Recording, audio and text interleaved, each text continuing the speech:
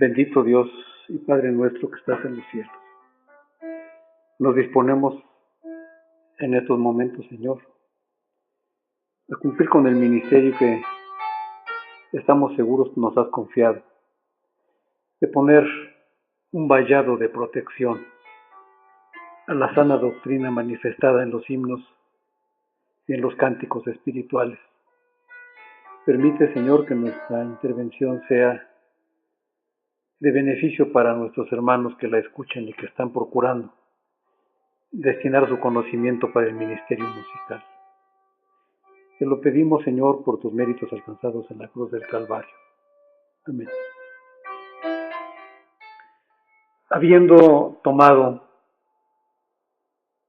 que nuestro cuerpo debe ser ofrecido al Señor como un sacrificio vivo, que a cada momento nuestra vida debe ser un holocausto a tu nombre, nos disponemos en estos momentos y, Señor, con la seguridad de que recordamos en este memorial tu entrada triunfal a Jerusalén, a exponer lo que tal vez fue para mí la primera oportunidad de hacerlo ante un grupo de personas adultas.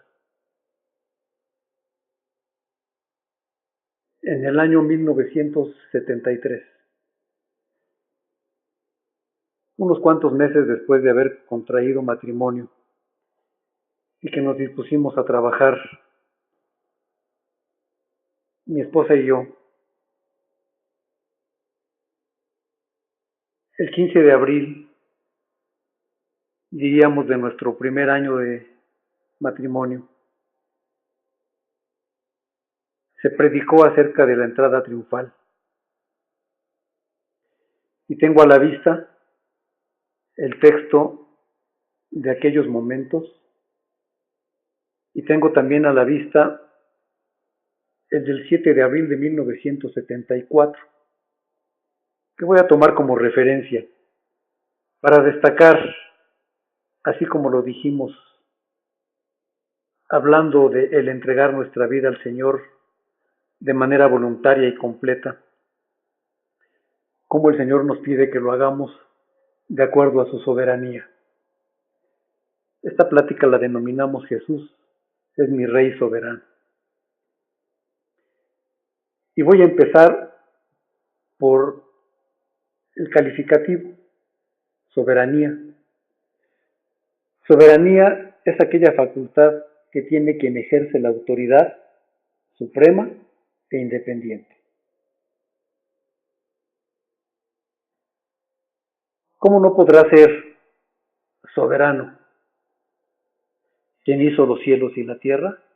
Génesis 1:1. En el principio creó Dios los cielos y la tierra. La palabra que utiliza el libro de Génesis es Elohim, plural de El o Elá. No se traduce dioses, sino se traduce Dios.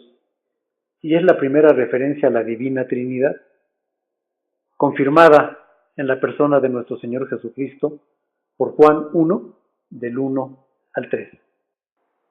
En el principio era el Verbo, y el Verbo era con Dios, y el Verbo era Dios. Este era en el principio con Dios. Todas las cosas por Él fueron hechas, y sin Él nada de lo que ha sido hecho fue hecho. Y el verso 10 aumenta. En el mundo estaba, y el mundo por Él fue hecho, pero el mundo no le conoció. Abundando. Colosenses 1, del 15 al 20, afirma: Él es la imagen del Dios invisible, el primogénito de toda creación. Porque en Él fueron creadas todas las cosas, las que hay en los cielos y las que hay en la tierra, visibles e invisibles, sean tronos, sean dominios, sean principados, sean potestades. Todo fue creado por medio de Él y para Él. Y Él es antes de todas las cosas, y todas las cosas en Él subsisten. Y Él es la cabeza del cuerpo, que es la iglesia. Él, que es el principio, el primogénito de entre los muertos, para que en todo tenga la preeminencia, por cuanto agradó al Padre que en Él habitase toda plenitud, y por medio de Él reconciliar consigo todas las cosas, así las que están en la tierra como las que están en los cielos, haciendo la paz mediante la sangre de su cruz. Todas las cosas fueron hechas por Dios, el Señor Jesucristo es Dios. De tal manera que entonces, cuando Él ejerce su soberanía, demostrándolo en su entrada triunfal, lo único que podemos hacer es doblar nuestras rodillas y adorarle, porque Él tiene la autoridad suprema e independiente. Isaías 45, 9 y 12 dice de la siguiente manera: Hay del que pleita con su hacedor, el tieso con los tiesos de la tierra. Dirá el barro al que lo labra, ¿qué haces? ¿O tu obra no tiene manos? Hay del que dice al padre, ¿por qué engendraste? Y a la mujer, ¿por qué diste a luz? Así dice Jehová, el Santo de Israel y su formador. Preguntadme de las cosas por venir, mandadme acerca de mis hijos y acerca de la obra de mis manos. Yo hice la tierra y creé sobre ella al hombre. Para afirmarlo, Apocalipsis 4:11. Señor, digno eres de recibir la gloria y la honra y el poder, porque tú creaste todas las cosas y por tu voluntad existen y fueron creadas. Este último versículo se refiere al Padre, quien está sentado en el trono. Pero el Cordero, quien será mencionado versículos más adelante, también es Dios. Jesucristo es Dios. Por lo tanto, Jesucristo es nuestro Rey y nuestro soberano. Eso es lo que se proclama en la Escritura cuando se habla de la entrada triunfante a Jerusalén de nuestro Señor Jesucristo. Primera de Timoteo 1:17. Por tanto, al Rey de los siglos, inmortal, invisible, al único y sabio Dios, sea honor y gloria por los siglos de los siglos. Amén. Sea al Rey de los siglos, inmortal, nuestro Señor Jesús, la Divina Trinidad, Padre, Hijo y Espíritu Santo, pero en este día recordado particularmente el Hijo, el Rey de los siglos, demuestra su soberanía entrando triunfantemente a Jerusalén. El Evangelio según San Mateo tiene el propósito de mostrar a Jesús como el Mesías, el Cristo prometido por Dios, y que este Mesías es al mismo tiempo Rey, señalado por Dios para reinar sobre los judíos y que ahora es el Rey eterno de la humanidad entera. El símbolo del Evangelio según Mateo es el león de la tribu de Judá, el rey de la selva, poderoso, sobre todo aquel que osa ponerse enfrente. No es una casualidad. El Señor Jesucristo entra triunfante a Jerusalén. Jesucristo vino al mundo para ser Rey y Señor. Los profetas habían anunciado que el Mesías, Cristo, reinaría sobre la tierra en un reinado eterno. Isaías 9:7. Lo dilatado de su imperio y la paz no tendrán límite, sobre el trono de David y sobre su reino, disponiéndolo y confirmándolo en juicio y en justicia desde ahora y para siempre. El celo de Jehová de los ejércitos hará esto. Y será llamado su nombre admirable, consejero, Dios fuerte, Padre eterno, príncipe de paz, eternamente. Lucas 1, 32 y 33. Este será grande y será llamado Hijo del Altísimo. Y el Señor Dios le dará el trono de David, su padre, y reinará sobre la casa de Jacob para siempre, y su reino no tendrá fin. El Señor Jesús afirmó categóricamente ser el Mesías anunciado por los profetas. Juan 4, 25 y 26. Le dijo la mujer: sé que ha de venir el Mesías, llamado el Cristo. Cuando Él venga, nos declarará todas las cosas. Jesús le dijo: yo soy el que habla contigo. Mateo 16, 16 y 17. Respondiendo Simón Pedro dijo: tú eres el Cristo, el Hijo del Dios viviente. Entonces le respondió Jesús: bienaventurado eres, Simón, hijo de Jonás, porque no te lo reveló carne ni sangre, sino mi Padre que está en los cielos. En varias ocasiones, la Sagrada Escritura señala al Señor Jesús como Rey soberano. Cuando los magos del Oriente entraron a Jerusalén, preguntaron: ¿dónde está el rey de los judíos que ha nacido?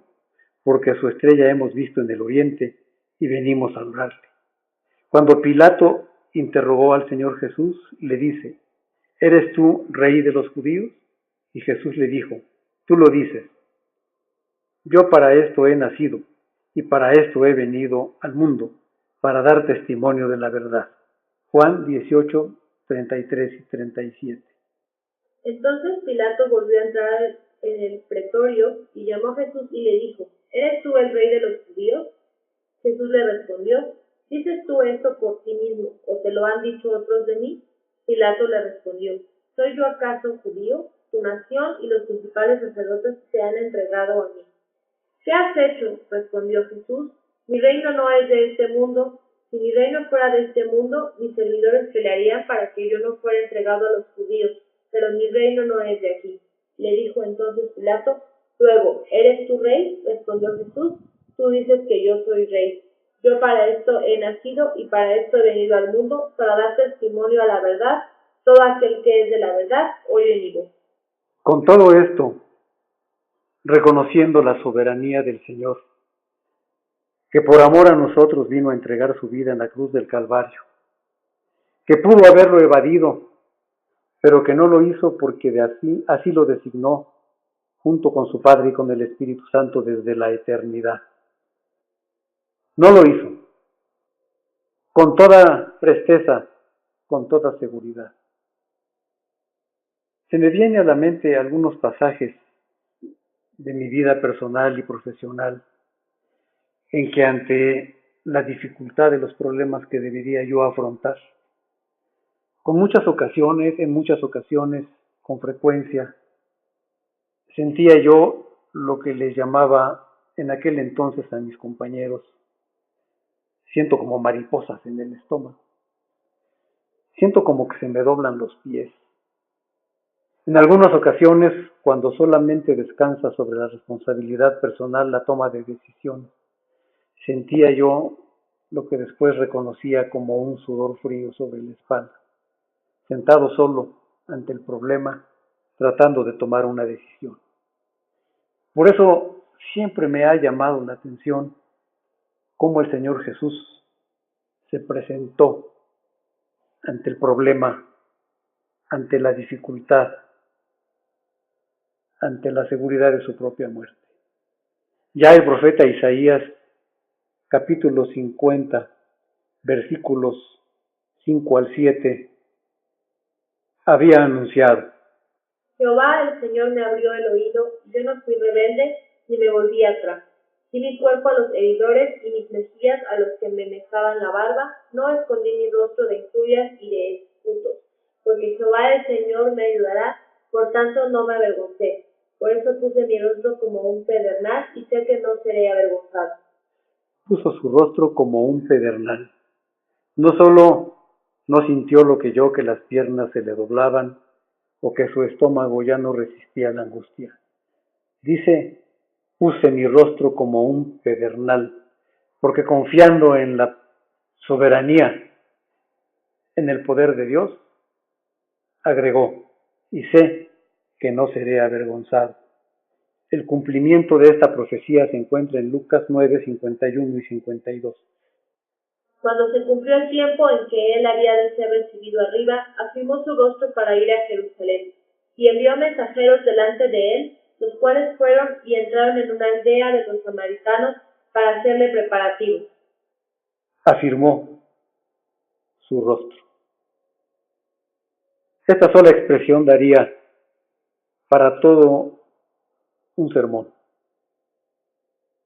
pero lo recogemos en este momento simplemente para recordar que unos versículos antes, el mismo discípulo Lucas recoge cómo el Señor había subido al monte de la transfiguración y había estado acompañado de dos patriarcas, Moisés y Elías, y escuchó la voz de su padre: este es mi Hijo amado, en quien tengo complacencia, en quien tengo contentamiento. ¿Cómo no iba con esa seguridad? a afirmar su rostro y dirigirse serenamente a Jerusalén. Los 4 evangelios se denominan sinópticos porque entre los 4, unidos con la dirección del Espíritu Santo, se narra la diversidad de pasajes que rodearon la vida del Señor Jesús. Y la entrada a Jerusalén no es la excepción. Algunos dan detalles que omiten otros, algunos agregan algo que otro de ellos no recogió por haberle puesto atención a un pasaje que había llamado su vista. Pero entre los 4 tenemos una narración de lo que fue la última semana de la vida del Señor Jesucristo. En su viaje a Jerusalén, aconteció que como se cumplió el tiempo en que había de ser recibido arriba, a veces me he preguntado por qué en aquella época y no en el siglo XX o en el siglo XXI, por qué no a mediados del siglo XVI, por qué en aquella época. Porque dice cuando se cumplió el tiempo, cuando conforme a su soberanía tenía que venir a la tierra a entregar su vida por nosotros. No ahora, ni un poco antes, ni un poco después, cuando se cumplió el tiempo en que había de ser recibido arriba, afirmó su rostro para ir a Jerusalén. Y saliendo de Galilea, yendo él a Jerusalén, pasaba por medio de Samaria y de Galilea, y vino a los términos de Judea, pasado el Jordán. Marcos 10, del 32 al 34, da cuenta de cómo las gentes empezaron a seguirle. Iban por el camino subiendo a Jerusalén, y Jesús iba adelante, y ellos asombraron y le seguían con miedo. Entonces, volviendo a tomar a los 12 aparte, les comenzó a decir las cosas que le habían de acontecer. He aquí subimos a Jerusalén, y el Hijo del Hombre será entregado a los principales sacerdotes y a los escribas, y le condenarán a muerte, y le entregarán a los gentiles, y le escarnecerán, le azotarán, y escupirán en él, y le matarán, mas el tercer día resucitará. ¡Qué humillación! ¡Qué humillación recibir la saliva despreciable de sus contrarios! No puedo imaginarme tal humillación, no alcanzo a comprenderla. En alguna ocasión vi cómo en un pleito de la preparatoria alguien se lo hizo a otra persona, y todavía, con todo y que lo vi, no alcanzo a comprender lo que significa recibir tal humillación recibida por ti y por mí. Lo que debimos pagar nosotros lo pagó Él. Le condenaron a muerte, le entregaron a los gentiles, le escarnecieron y le azotaron, le escupieron y le mataron. Pero me anticipo en una conclusión gloriosa, mas el tercer día resucitó, a su nombre gloria.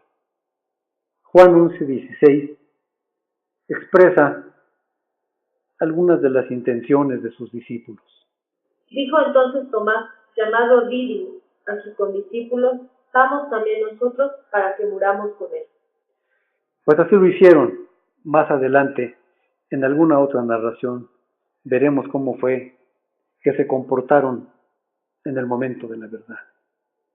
Y habiendo entrado Jesús, iba pasando por Jericó subiendo a Jerusalén, y la Pascua de los judíos estaba cerca. Y muchos subieron de aquella tierra a Jerusalén antes de la Pascua para purificarse, y buscaban a Jesús, y hablaban los unos con los otros estando en el templo. ¿Qué os parece? ¿Que no vendrá la fiesta? Y los pontífices y los fariseos habían dado mandamiento, que si alguno supiese dónde estuviera, lo manifestase para que lo prendiese. El Señor Jesús desde luego que lo sabía. Con anticipación conocía las intenciones, pero afirmó su rostro y subió a Jerusalén. Bendito sea su nombre. Jesús 6 días antes de la Pascua, vino a Betania donde estaba Lázaro que había sido muerto, al cual había resucitado de los muertos. E hiciéronle allí una cena en casa de Simón el leproso, y Marta servía. Y Lázaro era uno de los que estaban sentados a la mesa juntamente con él. Entonces María tomó una libra de ungüento de nardo líquido de mucho precio, y ungió los pies de Jesús, y limpió sus pies con sus cabellos. Y la casa se llenó con el olor del ungüento. Y dijo uno de los discípulos, Judas Iscariote, hijo de Simón, el que le había de entregar: ¿por qué no se ha vendido este ungüento por 300 denarios y se dio a los pobres? Mas dijo esto no por el cuidado que él tenía de los pobres, sino porque era ladrón y tenía la bolsa y traía lo que se echaba en ella. Entonces Jesús dijo: déjala para el día de mi sepultura. Ha guardado esto, porque a los pobres siempre los tenéis con vosotros, mas a mí no siempre me tendréis, no siempre me tenéis. Hablo ahora, otra vez, a los ministros de la música. María tomó una libra de ungüento de nardo líquido de mucho precio, y ungió los pies de Jesús y limpió sus pies con sus cabellos, y la casa se llenó del olor del ungüento. Que la casa del Señor se llene del perfume de nuestra alabanza. Que no demos lugar a desviaciones carnales, temporales, que solo buscan dar satisfacción a nuestro propio deleite.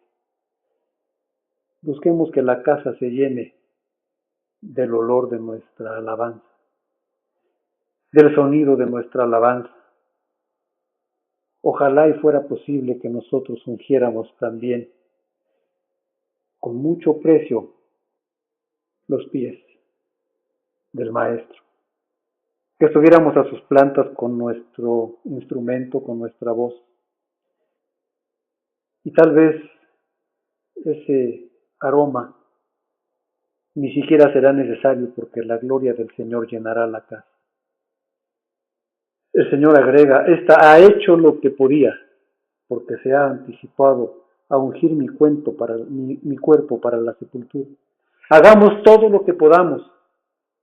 Anticipémonos a la venida del Señor y anunciemos que Él viene. Y que, de cierto, como se dijo que donde quiera que fuere predicado el Evangelio en todo el mundo, también esto sea hecho para memoria de ella. Ahora que tenemos posibilidad de entrar al Internet y de difundir nuestra alabanza, que por todo el mundo se diga que Cristo es el Señor y que nosotros solamente somos siervos inútiles, que estamos tratando de poner la alabanza de nuestras manos, la alabanza de nuestra boca, la alabanza de nuestros ojos a su servicio. Entró triunfalmente a Jerusalén. Vinieron a Betfagé, al monte de las olivas, y les dijo. Mateo 21, del 1 al 5. Cuando se acercaron a Jerusalén y vinieron a Betfagé, al monte de los olivos, Jesús envió 2 discípulos, diciéndoles: id a la aldea que está enfrente de vosotros, y luego hallaréis una asna atada y un pollino con ella. Desatadla y traédmelo. Y si alguien os dijere algo, decid: el Señor los necesita, y luego los enviará. Todo esto aconteció para que se cumpliese lo dicho por el profeta, cuando dijo: decid a la hija de Sión: he aquí, tu rey viene a ti, manso y sentado sobre una asna, sobre un pollino, hijo de animal de carne. Las multitudes que se unieron al gozo de los discípulos y alzaron su voz diciendo: Hosana, Hosana, esto es, salva ahora, bendito el que viene en el nombre del Señor, estaban confirmando que Jesús es el Rey soberano enviado por el Padre. Porque ¿a cuál de sus ángeles dijo Dios jamás: mi hijo eres tú, yo te he engendrado hoy? Ese hoy es contemporáneo del yo soy, esto es, de la eternidad. ¿Cuándo engendró el Padre al Hijo? En la eternidad. Por eso es nuestro Rey soberano. La entrada triunfal de Jesús a Jerusalén, en la forma en que lo hizo, fue y es la entrada del que ha triunfado realmente.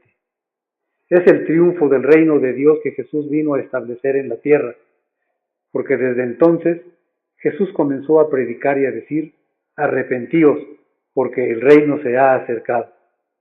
Y si yo, por el Espíritu de Dios, echo fuera a los demonios, ciertamente ha llegado a vosotros el reino de Dios. 3.5 años ha convivido día con día la gente del pueblo.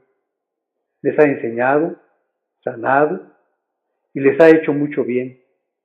Les ha enseñado en una forma sencilla, pero con la autoridad del que viene de arriba, su mensaje celestial, y no solamente conceptos humanos, de tal manera que por eso la gente estaba maravillada de su doctrina, y aún sus enemigos exclamaron: jamás hombre alguno había hablado como este hombre. Y no solamente lo había hablado, lo había confirmado con sus hechos. La resurrección de Lázaro, que a veces pasa un tanto rápidamente por las lecturas, verdaderamente había causado asombro entre los que estaban ahora en Jerusalén. Muchos habían ido para ver cómo se había materializado este portento después de varios días, al grado que su cuerpo se había ya descompuesto. A la voz poderosa y soberana del Señor: Lázaro, ven fuera, estaba ahora ahí entre los que daban testimonio del Rey y soberano Señor. Tan es así que los enemigos del Señor reconocieron el triunfo del Salvador. Juan 12, del 17 al 19. Y daba testimonio a la gente que estaba con él cuando llamó a Lázaro del sepulcro y le resucitó de los muertos, por lo cual también había venido la gente a recibirle, porque había oído que él había hecho esta señal. Pero los fariseos dijeron entre sí: ya veis que no conseguís nada, mirad, el mundo se va tras él. La resurrección de Lázaro es solo un anticipo del triunfo definitivo que se cumpliría en su misma resurrección solo unos cuantos días después. El Señor sabe todas las cosas. Mateo 21, 2 y 3. Diciéndoles: id a la aldea que está enfrente de vosotros, y luego hallaréis una asna atada y un pollino con ella. Desatadla y traédmelo. Y si alguien os dijere algo, decid: el Señor los necesita, y luego los enviará. Mateo cita literalmente la profecía conforme a la versión bíblica, combinando dos pasajes de los profetas. Decida la hija de Sión. Hija de Sión es un hebraísmo que designa la ciudad entera de Jerusalén. La profecía propiamente dicha está en Zacarías 9:9. Alégrate mucho, hija de Sión. Da voces de júbilo, hija de Jerusalén. He aquí tu rey vendrá a ti, justo y salvador, humilde, y cabalgando sobre un asno, sobre un pollino, hija de asno. Y se da entonces la entrada triunfal de Jesús. Mateo 21, del 6 al 11. Y los discípulos fueron e hicieron como Jesús les mandó, y trajeron el asna y el pollino, y pusieron sobre ellos sus mantos, y él se sentó encima. Y la multitud, que era muy numerosa, tendía sus mantos en el camino, y otros cortaban ramas de los árboles y las tendían en el camino, y la gente que iba delante y la que iba atrás aclamaba diciendo: Hosana al Hijo de David, bendito el que viene en el nombre del Señor, Hosana en las alturas. Cuando entró en Jerusalén, toda la ciudad se conmovió diciendo: ¿quién es este? Y la gente decía: ese es Jesús el profeta de Nazaret de Galilea. Este corto relato nos muestra que el Señor no se fija en los bienes materiales.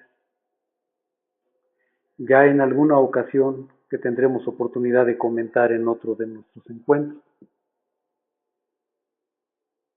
Bartimeo, el ciego, el mendigo, el que estaba tirado a un lado del camino, cuando recibe la voz del Salvador, que algunos de los que se acercaron le dijeron: ten confianza, te llama. Dice la Escritura que dejó a un lado la capa. Pareciera poca cosa. Pareciera poca cosa para nosotros que por la misericordia de Dios tenemos nuestros armarios a veces repletos de ropa que ni siquiera nos acordamos que existe y que nunca usamos. Bartimeo dejó su capa en el camino, todo lo que tenía. Esa capa era todo lo que tenía un ciego que mendigaba día a día y le tuvo poco cuidado en dejarla ahí cuando escuchó la voz del Salvador. Así ahora los que están en el camino tendían sus capas, sus vestidos, y los que no tenían aún las ramas de los árboles. No les importaba que su ropa fuera pisoteada. Era el Salvador el que pasaba enfrente. El Señor no se fija si era fina, si era lujosa, si era nueva, si era usada. El Señor lo que veía era los hosanas, las alabanzas, la disposición de los que estaban juntos. Él sabía que muchos de ellos ni siquiera lo estaban haciendo de todo corazón, sino porque creían que era un rey guerrero, un Mesías, que venía a librarlos del poderío romano. Más adelante lo demostrarían unos cuantos días después. El Señor lo sabía, pero no se los reprochó. Lo aceptó en su humildad, pero demostrando que es Rey de reyes y Señor de señores en su soberanía. Entró. No me parece exagerado. Lo vi de un comentarista bíblico. Probablemente alguien que me escuche pensará que es exagerado, pero yo lo doy por bueno. No solo me parece correcto, sino que hasta me conmueve. Dice el Señor, los discípulos cumplen y lo toman, y el dueño lo cede. Un pollino y una asna. Diversas interpretaciones ha tenido este pasaje, pero el que me gusta a mí es el que dice cómo el Señor, así como no le parecieron pocas las ofrendas que le tendieron en el camino, tampoco tuvo descuido del pollino y de la asna. Quienes hemos tenido animalitos o quienes los hemos visto de cerca, nos damos cuenta de cómo, por llamarles de alguna manera, las madres tienen cuidado de sus crías. Dice el comentarista, si hubieran llevado solo el pollino, el asna se hubiera quedado preocupada por su crío. Si hubieran llevado el asna, el pollino se hubiera sentido desamparado. Tomó los dos, llevó los dos. Si el Señor tiene cuidado de las aves, ¿no tendrá cuidado de un par de animales irracionales que se sienten completos uno junto al otro? Y si es así, ¿no tendrá cuidado de nosotros? Qué misericordioso es el Señor, que aún de los seres irracionales tiene cuidado. Como Nínive cuando iba a ser destruida, dice el Señor, hay más de 100,000 personas que no saben discernir entre la mano derecha y la mano izquierda, y muchos animales. A Jonás le parecían despreciables, al Señor le parecían preciosos. Algún otro comentarista, muy renombrado por cierto, dice, extraño reino es este. Pero hermanos, hay algo que es tal vez todavía más maravilloso. Era un reino sin fuerzas armadas, sin impuestos, y en donde los súbditos eran asimismo sus servidores. ¿Dónde estaban los colectores de los ingresos del rey? Ustedes responderían, no tenía ninguno. Sí tenía, pero ¿qué ingreso era aquel? Cada individuo se quitó su manto voluntariamente. Él nunca se los pidió. Su ingreso fluía libremente de las ofrendas voluntarias de su pueblo. El primero había prestado su asna y su pollino, y los demás habían dado sus ropas. Aquellos que tenían pocos vestidos para compartir, cortaron las ramas de los árboles. Nada le fue exigido a nadie.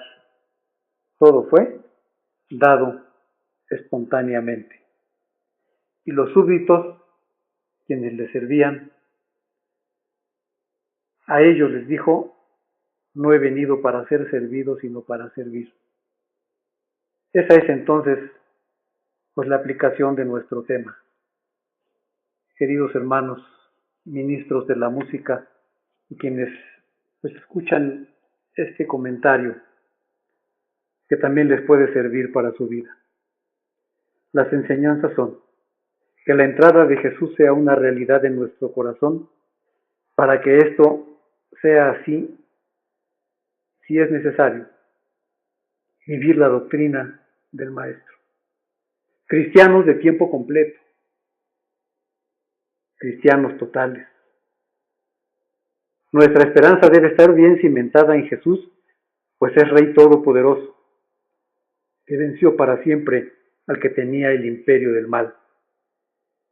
Que siempre haya en nuestra vida un canto de alabanza que le glorifique al Rey de los siglos, mortal, invisible, al único y sabio Dios, sea honor y gloria por los siglos de los siglos. Amén. El cristiano debe vivir esperando a su Señor. ¿Cómo? Viviendo en comunión con Él. Juan 15:4. Permaneced en mí y yo en vosotros. Como el pámpano no puede llevar mucho fruto por sí mismo si no permanece en la vid, así tampoco vosotros si no permanecéis en mí. Mateo 21:8. Y la multitud, que era muy numerosa, tendía sus mantos en el camino. Y otros cortaban ramas de los árboles y las tendían en el camino. Esto era, esperaban un Salvador, esperaban un Mesías. Pero nosotros debemos no solamente esperar un Rey libertador, sino un Rey espiritual. ¿Cómo? Velando y orando. Lucas 21:36. Verás, pues, en todo tiempo orando que seáis tenidos por dignos de escapar de todas estas cosas que vendrán y de estar en pie delante del Hijo del Hombre. Obedeciendo sus mandatos. Juan 14:15. Si me amáis, guardad mis mandamientos. Y trabajando. Mateo 24:45 y 46. ¿Quién es, pues, el siervo fiel y prudente, al cual puso su Señor sobre su casa para que les dé el alimento a tiempo? Bienaventurado aquel siervo al cual, cuando su Señor venga, le haya haciendo así. Llenos del Espíritu Santo. Mateo 25:4. Mas las prudentes tomaron aceite en sus vasijas, juntamente con sus lámparas. Para terminar, hermanos, ministros de la música, el Señor fue aclamado. Toda nuestra vida debemos adorar y alabar al Señor. Salmo 118, 27 al 29. Jehová es Dios y nos ha dado luz. Atad víctimas con cuerdas a los cuernos del altar.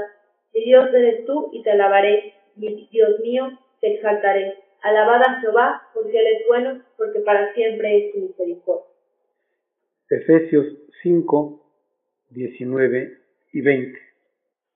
Hablando entre vosotros con salmos, con himnos y cánticos espirituales, cantando y alabando al Señor en nuestros corazones, dando siempre gracias por todo a Dios y Padre, en el nombre de nuestro Señor Jesucristo. Así es, dando gracias y dar de gracia. No escatimemos nuestra ofrenda, ni la espiritual, ni la material. Pero queridos hermanos, demos de gracia. No cobremos por ministrar al Señor. No es un reino de impuestos, no es un reino de cobranza, es un reino de alabanza, obedeciendo sus mandatos. Nuestra vida debe ser, como ya dijimos en nuestra entrega anterior, la alabanza más grande y completa que se eleve al Señor. Olá, que suba como el incienso, el don de nuestras manos como la ofrenda de la tarde. Que nuestra alabanza se eleve al Señor. Mateo 5, 14 al 16. Vosotros sois la luz del mundo. Una ciudad asentada sobre un monte no se puede esconder. Ni enciende una luz y se pone debajo de un almud, sino sobre el candelero, y alumbra a todos los que están en casa.